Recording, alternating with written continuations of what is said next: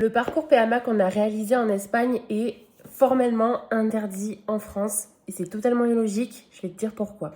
On a fait une méthode ROPA, réception des ovocytes de la partenaire. J'ai donné mes ovocytes, on les a fécondés avec le spermatozoïde d'un donneur et aujourd'hui c'est ma femme Andrea qui porte notre bébé. Cette méthode ROPA est totalement interdite en France. Par contre, il y a quelque chose qui est pour moi lunaire. C'est qu'on ne peut pas faire cette méthode en France parce qu'elle ne rentre pas dans les mœurs, tout simplement, et qu'on est bien en retard. Néanmoins, on peut déclarer notre enfant en France. Donc, je fais mon enfant en Espagne.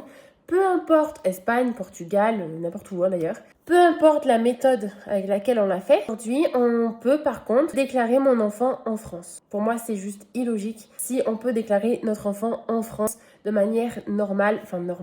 Je ferai une vidéo à ce sujet, quelque chose qui me tient particulièrement à cœur d'ailleurs.